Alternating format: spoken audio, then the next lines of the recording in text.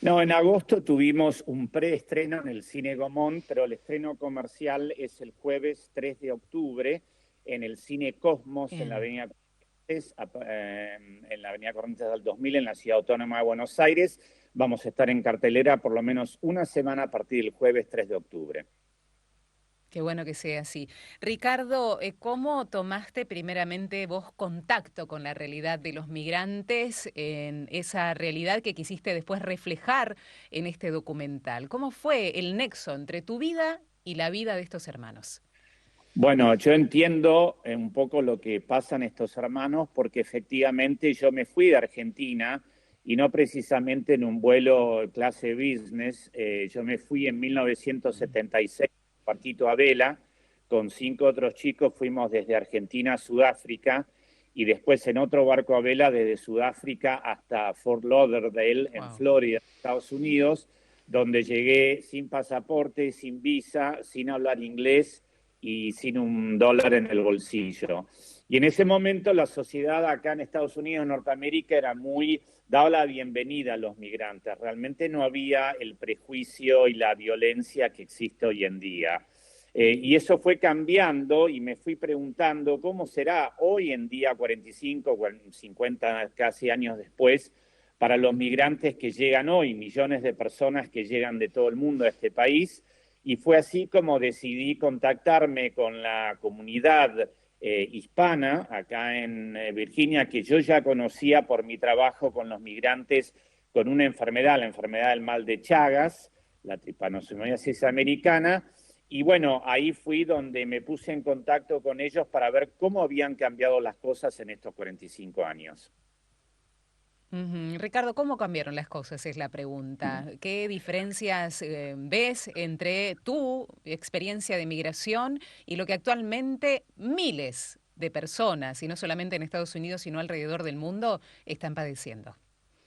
Bueno, ha cambiado lamentablemente hacia lo peor. Acá hay esencialmente una esclavitud moderna donde muchísimas personas, te hago algunos ejemplos, van a cobrar el sueldo semanal el viernes y no le pagan. No le pagan y le dicen, y si no te gusta, anda a pedirle a migraciones. Hay millones de personas a los cuales le deducen la obra social a la jubilación del sueldo y no tienen lo que es el equivalente a un DNI. Así que otras personas se toman esa plata de los migrantes indocumentados y se la quedan. Y además constantemente los insultos, solamente con considerar cómo se llaman los migrantes aquí, se les dicen alienos ilegales, estás ya presumiendo que no son seres humanos y que han cometido crímenes.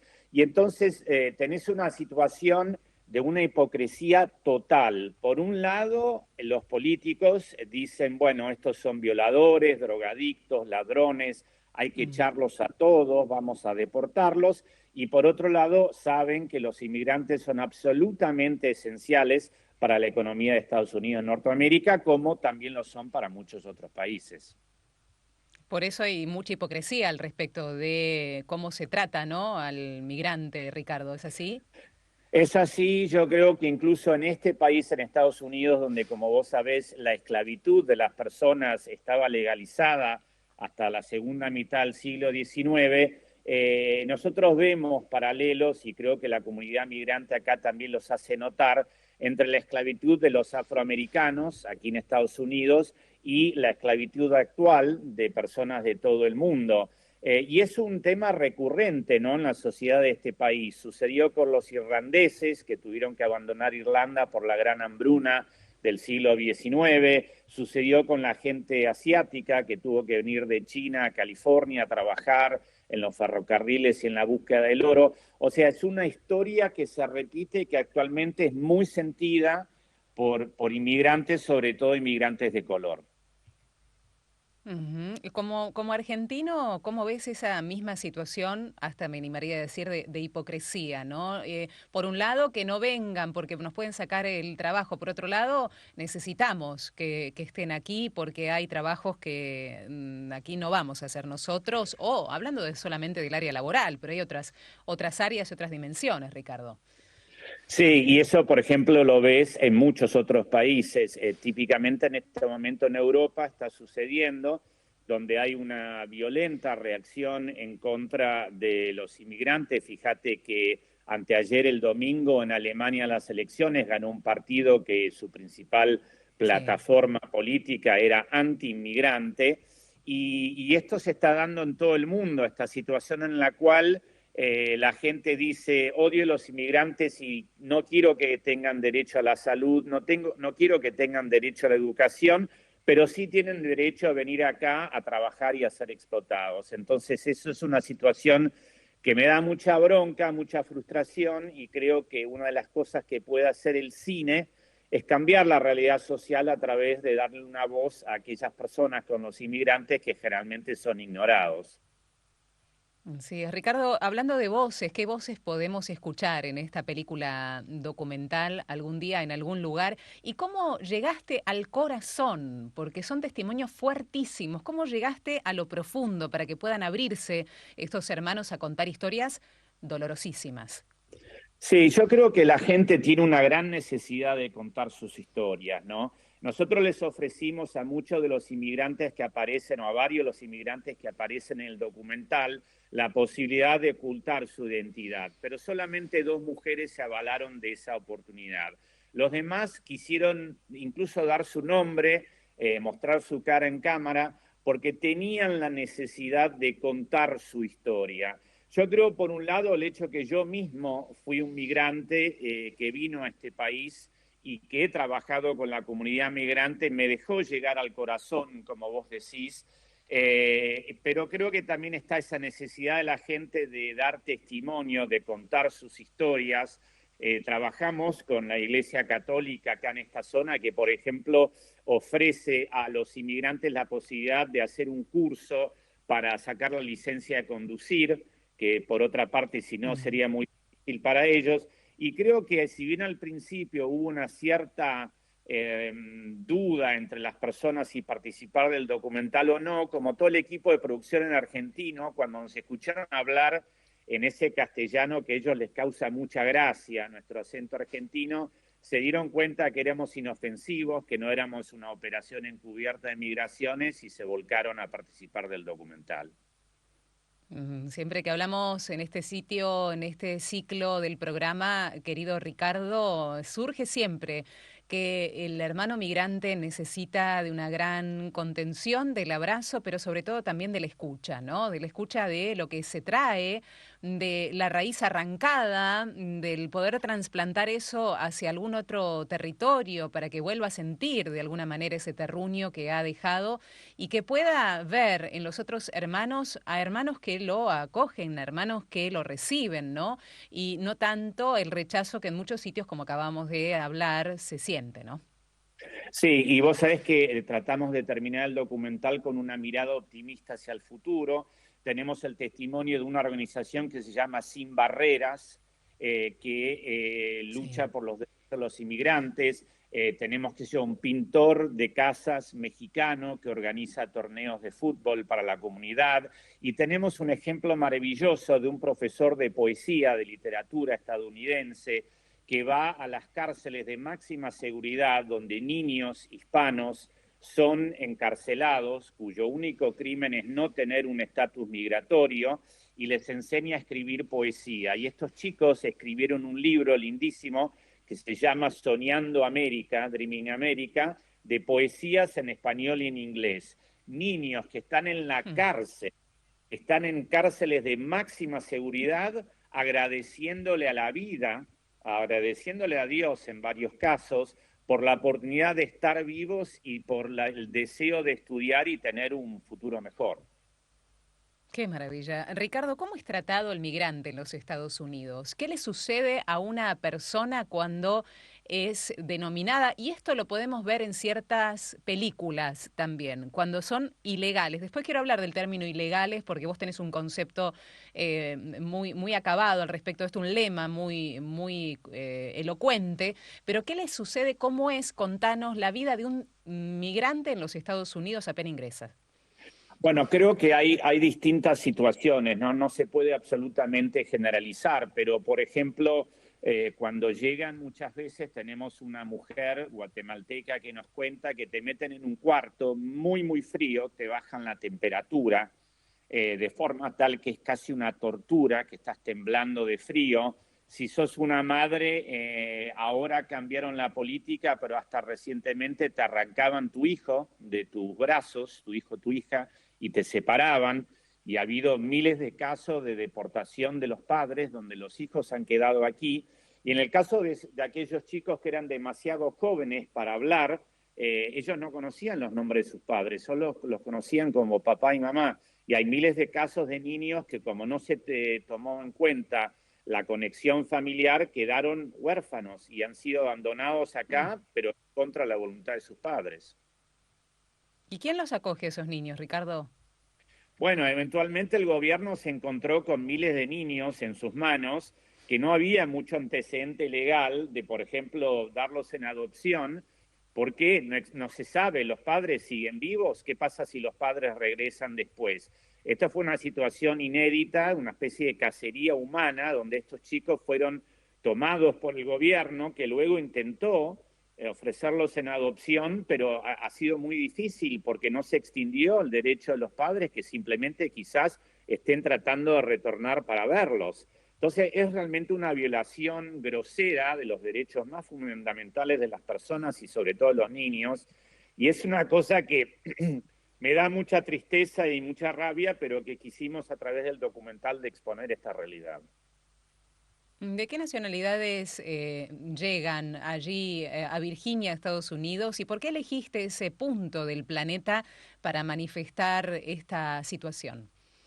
Mirá, yo llegué acá porque tenía parientes en una granja que me recibieron y me dieron la oportunidad de crear mi vida acá. En realidad, cuando hay gente que me pregunta, pero ¿por qué no fueron a Texas o a California a filmar en un documental cerca de la frontera? Y porque hoy en día, de los 20 millones de trabajadores indocumentados que tenemos acá en este país, están en todos lados. Este fue el primer de 25 o 30 proyectos cinematográficos, mayormente documentales, que pude filmar y al final de la jornada de trabajo dormir en mi casa. Yo estaba acostumbrado a trabajar en Sudán, en Kirguistán, en Perú, donde sea. O sea que en realidad no hace falta ir muy lejos. Abrís la puerta y vas una cuadra y vas a encontrar gente sin estatus migratorio que está acá todos los días trabajando. Vamos a hacer una pausa, Ricardo. En esta pausa queremos ver el tráiler de la película. Vamos a pedir a Mariana ver y escuchar el tráiler de la película, donde allí se pueden escuchar y ver algunos de los hermanos migrantes que cuentan su testimonio en este documental que se va a estrenar en el mes de octubre. Después te pedimos bien los datos de nuevo, Ricardo, que la gente ya está preguntando, está interesada, la comunidad de Radio María TV. Y al regreso, hablar un poco, Ricardo, de este concepto lema, ¿no? Ningún ser humano es ilegal, ningún ser humano es ilegal. Hablemos de lo humano. Vamos a la pausa musical. Antes, el tráiler de esta película documental. Ricardo Preve, director y guionista, está con nosotros. Ya venimos.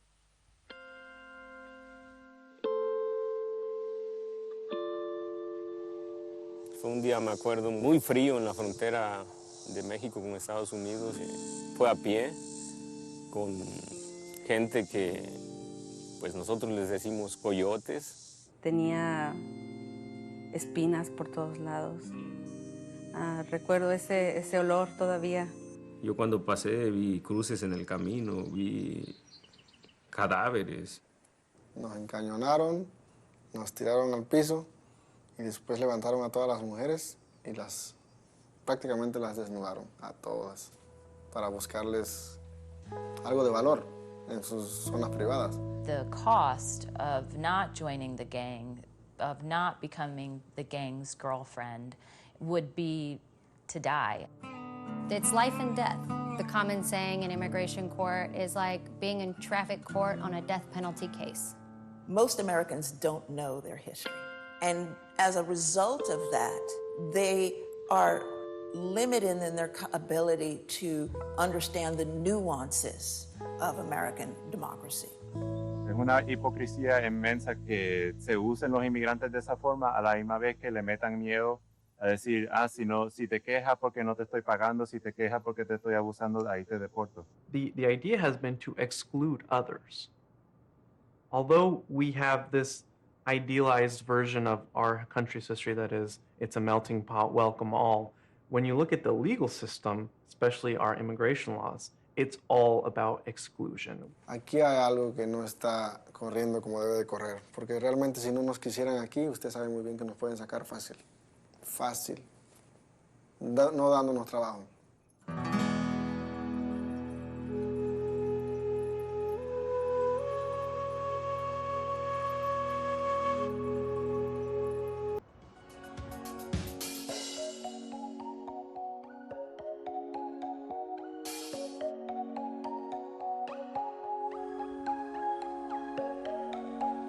La canción de Ricardo Montaner, El rostro de los migrantes, y el mensaje de este tema y también del tráiler de esta película documental que se estrenará en la Argentina en el mes de octubre. Estamos dialogando con su guionista y director, Ricardo Prede, el documental Algún día en algún lugar.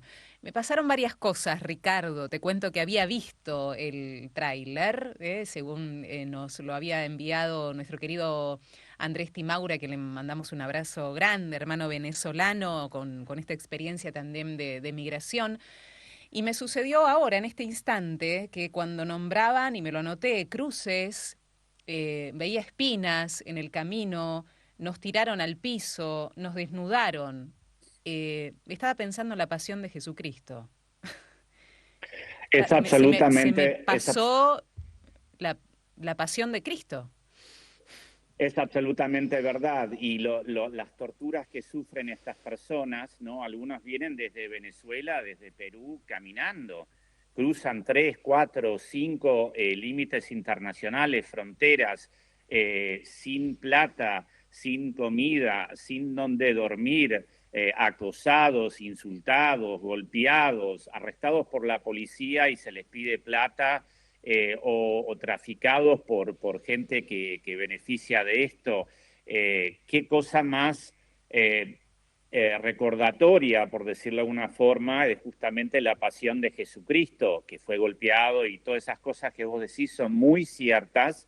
Y bueno, efectivamente, muchas de las familias migrantes acá están muy orientadas hacia la fe, la religión, porque buscan en la iglesia un refugio contra ese mundo tan hostil y tan duro que está por afuera.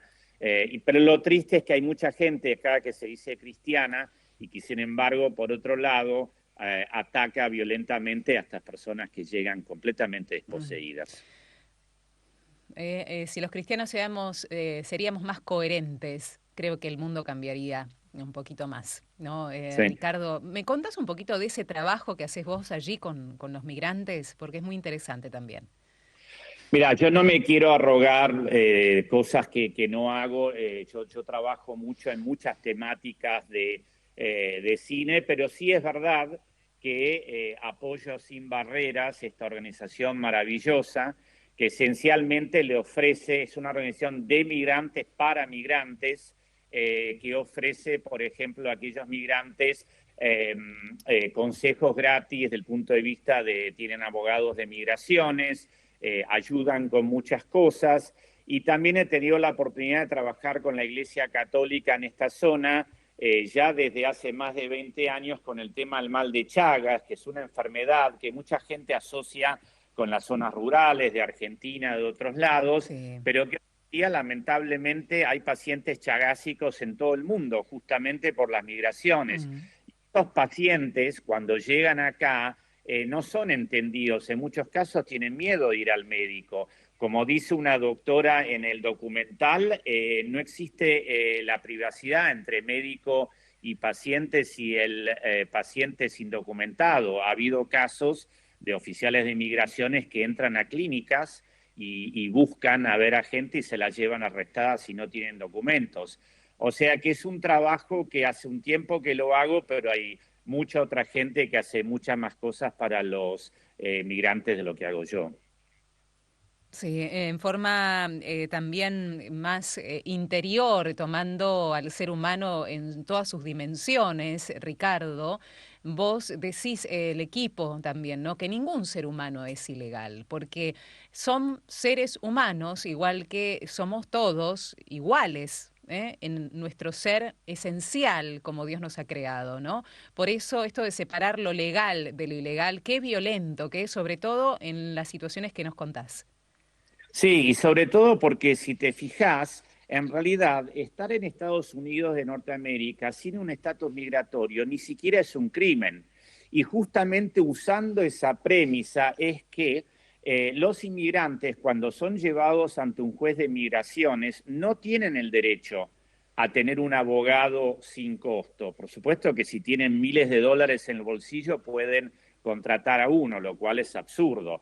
Ni tampoco existe el derecho a tener un traductor, ni tampoco existe una edad mínima. Es muy normal que niños de 2 o 3 años son llevados en brazos enfrente del juez por un oficial de policía y el juez le pide al niño de 3, 4, 5 años, en inglés por supuesto, que justifique su presencia en Estados Unidos. Es normal que niños sean deportados y llevados de vuelta a su país de origen, donde son, por supuesto, pues asesinados, traficados. O sea que es una situación realmente muy dura. Cuando nos hablabas de estas partes del documental, nombrabas partes que tienen que ver con la esperanza, pero primero estos testimonios de varios hermanos que cuentan su realidad. ¿Se puede decir que se divide en partes el documental, Ricardo? Perdón, que se puede decir que qué, perdón, se cortó. Se divide en diversas partes el documental Ah. hasta llegar a esta última, que es la esperanza. Sí, como todas las historias, tratamos de distribuirlas en 3 partes. Por un lado, un principio, porque quisimos contestar la pregunta, ¿quiénes son estos inmigrantes y por qué dejan su casa, su familia, su comida, su tierra, su iglesia, sus amigos, su sociedad y arriesgan su vida caminando miles de kilómetros para llegar a Estados Unidos? Esto es una pregunta que muy poca gente se la hace acá. Entonces se la hicimos a la gente porque además creemos que cuando uno conoce al prójimo es más difícil odiarlo o hacerle daño. Después la segunda parte de la película es qué pasa cuando esta gente llega a este país, cómo son tratados. Y ahí hablamos de algunos de los temas laborales, hablamos de la tortura, hablamos de la violencia en contra de los migrantes y después la parte final, la tercera parte que ya aludimos antes, es la esperanza para el futuro. Cuando se le pregunta por qué, ¿cuáles son los motivos, Ricardo? Son varios, hay similitudes, hay coincidencias. Son siempre los mismos. La pobreza, ¿no? No tengo suficiente para comer. La violencia de los narcoterroristas, del narcotráfico, la falta de oportunidades. En mi país no puedo educar a mis hijos, no puedo darles las vacunas que necesitan o la atención de salud. Y entonces esta gente migra forzado. También yo creo que a un cierto punto el cambio climático, los huracanes y las tormentas tropicales, esto es particularmente aplicable a países como El Salvador, Guatemala, han dejado millones de personas sin hogar. Y esta gente está en la desesperación, que te tengo que decir sobre su situación, que a veces cuando llegan a la frontera sur de Estados Unidos, prefieren abandonar a sus hijos porque a lo mejor no les da la plata para pagar un traficante de seres humanos y se despiden de sus hijos con todo el trauma y el dolor que existe en eso, pero prefieren sacrificarse ellos y darles a sus hijos una oportunidad de cruzar la frontera y tener un futuro que no podrían tener en su país de origen. No conozco a nadie que me haya dicho yo me vine acá porque me divertía o me interesaba o por curiosidad.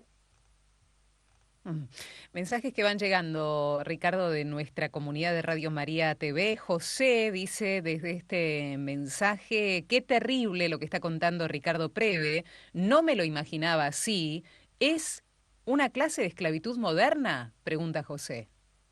Es absolutamente, es decir, cuando vos le decís a la gente, vos fíjate, los esclavos no tenían permiso de irse a las plantaciones acá, no tenían el derecho a la salud, no tenían el derecho a leer y escribir. Esencialmente es lo mismo. En este país, si no tenés derecho a tener una licencia de conducir, no te podés mover por ningún lado. No podés ir a la escuela pública, tus hijos no pueden ir a la escuela pública. Está el riesgo latente cada día que te deporten y que tus hijos vuelvan de la escuela y no te encuentren en su casa. Igual que a las familias que vivían la esclavitud las podían separar y vender. Si te enfermas, no podés ir al hospital, porque si estás en el hospital y se sabe de que no tenés un estatus migratorio, te deportan. Entonces, esa es una situación de esclavitud. Acá podés trabajar, pero agachá la cabeza, callate la boca, no reclames nada y date por satisfecho si te pagamos. Acá Mónica de Córdoba pregunta cómo es el sistema de deportación, justamente. ¿Cómo se hace? ¿Se arresta a la persona y se la mete en un avión, en un barco? ¿Qué se hace, Ricardo? Sí, en muchos casos los ponen en aviones y, por ejemplo, últimamente han estado deportando gente a Haití. Haití es un caos, es un estado que no existe. Cuando niños y jóvenes llegan al aeropuerto de Port-au-Prince, en la capital de Haití, tengan o tengan padres, caen en poder de estas gangas, de estos narcotraficantes, y su vida se termina ahí. Ahora, digamos, no se sabe qué es lo que va a suceder, pero ya la administración Trump ha dicho públicamente que van a iniciar el programa más grande de deportaciones en la historia humana y van a quieren sacar de este país a las 20 millones de personas que están indocumentadas, para lo cual quieren construir campos de concentración muy grandes donde poner a estas personas antes de llevarlas, me imagino, a la frontera sur.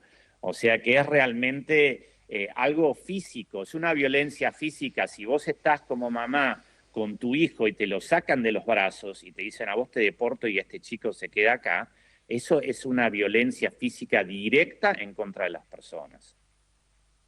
Absolutamente, ¿no? Campos de concentración, impacta ese término en este siglo y después lo que ha sucedido con esta terminología en otros tiempos y en otros lugares, Ricardo. Bueno, sin ir más lejos, en 1954, aquí en este país, durante la administración del presidente Eisenhower, se deportaron unos 1.200.000 primariamente hombres, primariamente mexicanos, pero algunos estadounidenses de origen mexicano, porque durante la Segunda Guerra Mundial se había utilizado todo ese trabajo migrante para apoyar la economía de Estados Unidos, mientras millones de estadounidenses estaban en la guerra en otros países, y cuando volvieron los soldados y la gente no fue más necesitada, los pusieron en camiones jaula, estilo ganado, en algunos casos en barcos, también para transportar ganado o mercadería, los deportaron a México, fueran de México, El Salvador, de Guatemala,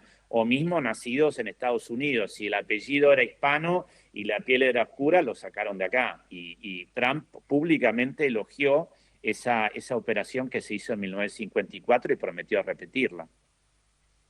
Más aquí el muro de Ciudad Juárez, ¿no?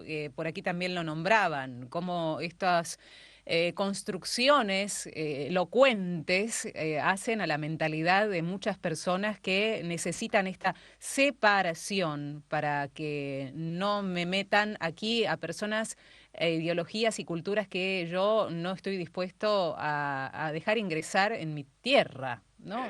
Separando sí, y con un muro literal. Yo creo que hay una función adicional del muro, que es mucho más fácil explotar a una persona, mucho más fácil violar a una mujer, es mucho más fácil abusar de un niño, es mucho más fácil hacer que un trabajador trabaje 15 o 16 horas por día. Si tuvieron que cruzar por arriba de un muro arrastrándose abajo del alambre de púa, porque entonces esa persona está completamente desamparada. Entonces ese muro marca la diferencia entre de aquel lado y de este lado. Y de este lado considerate afortunado si estás acá y no reclames nada. Creo que el muro también tiene una función, no tanto de solamente impedir que la gente cruce, sino de asegurarse de que cuando cruzan después se los puede explotar más fácilmente. Acá hay muchas personas sorprendidas por tu testimonio y por lo que estás contando de la propia realidad. Y esto te pregunto, Ricardo, lo que hace falta es justamente esto, es dialogar sobre la realidad, es ponerlo sobre la mesa. Es decir, ¿esta es la cruda realidad de muchos hermanos migrantes? Sí, y eso nos ha traído muchísimas amenazas, ¿no? Por primera vez en 25 años de carrera cinematográfica tuve que ir a un estreno de mi película con custodia policial, cuando algún lugar se estrenó en el Festival de Cine de Virginia, en el mismo estado donde fue mayormente filmada. Tuvimos centenares de mensajes de amenazas de gente que no había visto la película, pero solamente porque se trataba de inmigrantes ya estaba en contra.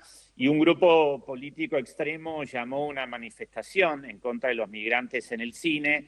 Y bueno, las amenazas fueron suficientemente creíbles que el Departamento de Policía acá en Virginia tuvo que enviar policías uniformados y de civil a escoltarme al estreno, que por suerte se llenó el cine, más de 500 personas vinieron y nos dieron una ovación que duró 1 minuto y medio al final, y creo que eso fue la mejor respuesta a las amenazas. Y creo que fue porque la gente se dio cuenta que la película tiene una sinceridad que nace de los testimonios de esta gente que está tan desamparada. ¿En algún momento tuviste miedo, Ricardo, en esto último que me contás sobre tu persona? Sí, creo que sería estúpido no tener miedo. Es algo que es muy feo leer esos mensajes. Al principio me daban ganas de contestarlos o de defender nuestra posición y explicar, pero decir, no, tenemos que seguir para adelante, y hemos firmado un contrato de distribución con una empresa acá en Estados Unidos, y la película va a salir por lo menos en Estados Unidos y en Canadá, posiblemente antes de las elecciones, aprovechando que es un tema muy candente. Así que tengo ganas de que haya un debate, tengo ganas de que se hable de este tema, porque esconderlo no soluciona nada. ¿Cuáles son los actores, además de la sociedad civil y el conjunto de personas que estamos siguiendo, por ejemplo, esta charla, que deberían involucrarse en el tema migratorio, Ricardo? Bueno, es interesante. Vos sabés que un presidente de un banco nos habló y nos dijo, bueno, en realidad fue sorprendente, ¿no? Porque el presidente de un banco, vos pensás una persona conservador, él me dijo, yo estoy a favor de que se legalicen los inmigrantes, y también te lo dicen muchas otras personas que tienen empresas o negocios. Él me dijo, de nada sirve tener a todos estos millones de personas que los viernes lo que cobran van a Western Union o un lugar así y le mandan la plata a sus familias en Guatemala, El Salvador, donde sea, en vez de ponerla en mi banco. Gente que podría tener un crédito, porque son gente trabajadora y honesta que tiene pequeñas empresas, y todo eso no se puede dar por esta situación absurda de tenerlos en condición infrahumana y legal. Entonces yo creo que la comunidad de negocios, que no es tonta, se da cuenta de la importancia, y acá falta gente, acá constantemente falta gente. Entonces es un tema que creo también aquellas personas que están involucradas en la economía tendrían que ocuparse del tema migratorio. Vamos a hacer una nueva pausa, Ricardo. Al regreso, si querés, hablamos de la esperanza y hablamos de la riqueza que vos ves en estos hermanos que no solamente en Virginia, Estados Unidos, sino alrededor del mundo aportan cada vez que llegan a un nuevo territorio, ¿no? La riqueza del ser humano trasladándose, no solamente sus miserias, la riqueza de ese ser humano que llega y aporta a esa tierra todo lo que tiene y todo lo que es. Después de la música, si querés, lo charlamos. Ricardo Preve, director y guionista de la película documental Algún día en algún lugar, está con nosotros. Ya venimos. Es muy triste, o sea, hay palabras, ¿verdad?, para decirlas, y hay problemas, pero pues todo lo que uno lo ha vivido no lo puede platicar en unos 5 o 10 minutos. Eres un criminal porque cruzaste la línea sin ningún documento. Nunca hay que quedarnos por vencido, ¿eh? Hay que volver a intentar. Ayer que la quería brincar, pues no la brinqué y pues me agarraron y pues me sentí mal, ¿verdad? Porque pues, yo voy con decisiones a trabajar y no a robar.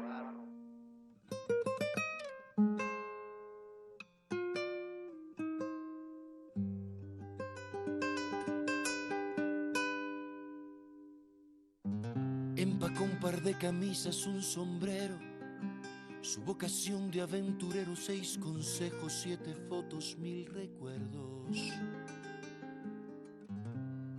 Empacó sus ganas de quedarse, su condición de transformarse en el hombre que soñó y no ha logrado. Dijo adiós con una mueca disfrazada de sonrisa y le suplicó a su Dios crucificado en la repisa el resguardo de los suyos. Y perforó la frontera como pudo. Si la luna suave se desliza por cualquier cornisa sin permiso alguno, porque el mojado precisa comprobar con visas que no es de Neptuno.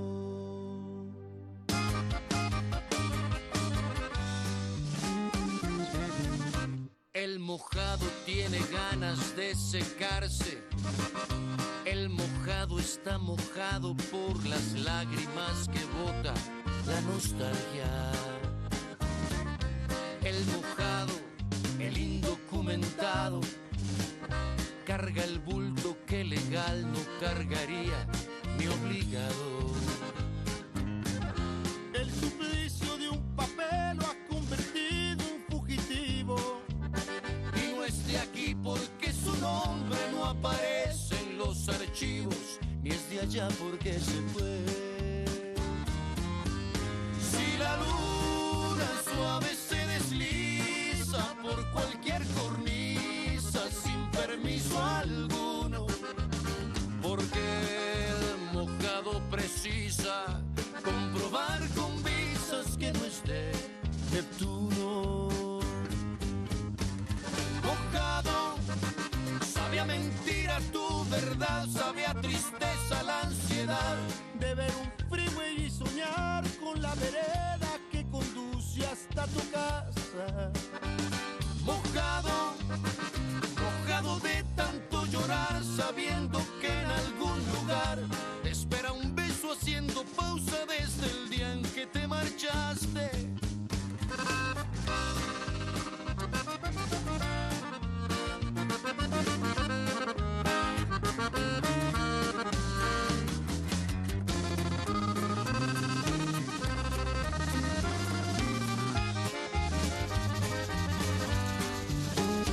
Si la luna suave se desliza por cualquier cornisa sin permiso alguno, porque el mojado precisa comprobar con visas que no es de Neptuno.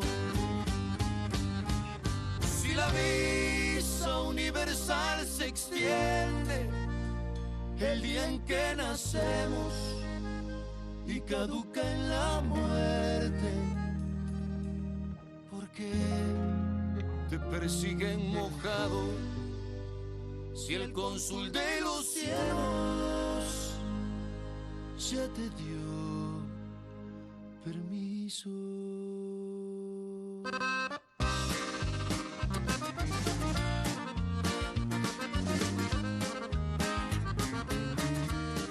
El mes de octubre se estrena en algún día, en algún lugar, un documental, película de Ricardo Preve. Estamos hablando con el guionista y director de esta pieza cinematográfica imperdible que en Argentina se estrenará. ¿En qué fecha del mes de octubre, Ricardo, aproximadamente?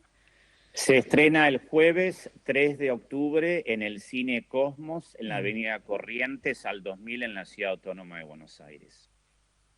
Vamos, Avenida Corrientes, vamos todavía a estos cines emblemáticos que también dan lugar a que, como el Gaumont, ¿no? A que se puedan proyectar estas piezas que son de mucho valor, muchísimo valor. Así que bueno, gracias también a los responsables que hacen posible este estreno también. Ricardo, hablemos de esperanza. La tercera parte del documental habla de migrantes que pudieron traspasar el dolor y la experiencia de la herida profunda para renacer de nuevo. Contanos un poco de qué se trata y de qué manera podemos ver la riqueza de estos hermanos en diferentes partes del mundo cuando llevan en su interior todo lo que llevan, su tierra, ¿no? Su tierra entera. Sí, y fíjate que existe un poco el prejuicio de que los inmigrantes hacen solamente trabajos manuales, lo cual muchos hacen, no cabe duda, porque son trabajos que la gente acá en Estados Unidos absolutamente no quiere hacer. Pero entre nuestros protagonistas tenemos, por ejemplo, uno de los cardiólogos más importantes en el Centro Médico de la Universidad de Virginia, el doctor Max Luna, vino de Guatemala en condiciones muy difíciles. Tenemos un oficial de policía que nació en Cuba, tenemos ingenieros, abogados, médicos, es decir, realmente la riqueza, como vos bien decís, es muy amplia, y si nosotros fuéramos a sacar a esas personas de alguna forma de esta sociedad, la sociedad vendría menos, la sociedad sería mucho menos. Y eso es algo que mucha gente no quiere reconocer, ¿no? Los ven a estos ilegales, saliéndonos ilegales como abstractos, no como personas de carne y hueso que todas las mañanas se levantan y van a trabajar. Así que el mensaje que quisimos dar también es: mirad todas las cosas que se hicieron gracias a inmigrantes en todos los países del mundo.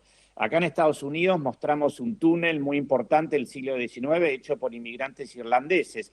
Siempre ha habido esta historia de discriminación que después se vuelve una historia de esperanza. El documental es blanco y negro, ¿no? Y uno llama la atención porque dice, bueno, en algún momento vendrá el color, pero a la vez cuando veíamos el tráiler, uno se podía, de alguna manera, no sé si este es o no la razón de ser de que hayas decidido que sea blanco y negro, se focalizaba en lo que verdaderamente estaba diciendo la persona. ¿Es este el motivo, Ricardo? Vos te deberías hacer crítica de cine, porque la verdad que lo captaste perfecto. Yo lo que quise hacer es despojar la película de las partes lindas, entre comillas. No quería que el mensaje que esta gente estaba dando al espectador se diluyera con alguna puesta de sol y los bellos colores naranja, con el azul del cielo de un lago, con el verde de los árboles. Este es un mensaje duro el que estamos dando. Y también es una cosa muy poco tradicional, no solo tener un documental en blanco y negro, sino que los inmigrantes hablan directo a cámara. O sea, normalmente, fíjate ahí, lo estamos viendo en el tráiler, Rocío le habla al espectador y le dice a la cara: mira, esta es la situación y esta no te vas a escurrir de escucharlo. Cuando normalmente, ahí está Abel, de mexicano, él también mira a cámara, algo que normalmente, bueno, está mirando al cielo, ahora en este momento lo estaba pensando, pero digamos, los inmigrantes miran a cámara porque yo les dije, vamos a hablarle directamente al público, así que usamos un sistema de 2 monitores, uno en los cuales el inmigrante me veía a mí y otro donde yo lo veía a él o a ella, para tener un mensaje duro y que no se distrajera con el color o con técnicas tradicionales de entrevistas. ¿Hay algún argentino dentro de este documental dando su testimonio, Ricardo? Sí, Giovanni Sestito. En realidad él nació en Italia, pero a los 2 años se mudó su familia a Bahía Blanca, o sea que es un doble inmigrante. Primero vinieron de Italia a Argentina, es un señor grande ya, mayor, y luego vino acá, a esta ciudad de Charlottesville, donde con un amigo salvadoreño abrieron una pizzería. Trabajan 6 días a la semana, 12 horas por día, pero él cuando no está haciendo pizzas lee Dostoyevsky, lee Borges, lee literatura clásica, y uno nunca se imaginaría que el tipo que te está haciendo la pizza sabe más que vos sobre Ibsen. Entonces a mí me encantó ese personaje y lo tengo en la película, y habla con su castellano bien argentino. Qué bueno. Hay testimonios de aquellos que fueron a ver la película y siendo migrantes, te contaron qué les pasó, si se sintieron identificados, si se movieron fibras muy íntimas, tanto ellos como aquellos que nunca han migrado y cómo les llega el testimonio de cada uno de ellos. Sí, no, para los inmigrantes es devastador a veces. Incluso los personajes, los inmigrantes que participan del documental, los invitamos a la premiere ahí en el Festival de Virginia, donde te decía antes, y para ellos fue como revivir un trauma la tercera vez, es decir, vivirlo durante la grabación, revivirlo cuando los entrevistamos, ¿no? Rocío, una de las participantes, dice, todavía hoy puedo oler el olor de mis heridas y de mi sudor cuando me arrastraba para cruzar la frontera, y lo reviven una tercera vez cuando vieron la película. Pero aún aquellos otros inmigrantes, los que no estuvieron en la película, es imposible que no les llegue. Lo bueno de hacer este tipo de trabajo es que no tenés que esforzarte mucho. Vos dejá que los inmigrantes hablen. Y los inmigrantes que están sentados ahí los ves haciendo así con la cabeza, los ves llorando, los ves riéndose, porque habla de ellos, te llega al alma si vos pasaste por esas cosas. Y hay mucha gente que no la pasó, pero que se emociona porque entiende por primera vez qué le pasa a esta persona que está pintando tu casa, cortando el pasto, limpiando la pileta o dándote de comer, que hay una historia atrás de cada esa persona, que vale la pena de escucharlos. Y entonces creo que el documental les llega por ese lado. ¿Cuál es el mensaje que te encantaría que llegue? Este mensaje que vos a partir de esta película, este documental, querés transmitir a los corazones que puedan llegar a verlo, Ricardo. Yo creo que la mejor respuesta a eso es el subtítulo de la película, Ningún ser humano es ilegal. Es decir, migrar para salvar tu vida o la de tus hijos no es un crimen. Y las personas migrantes no son ni mejores ni peores que el resto de nosotros.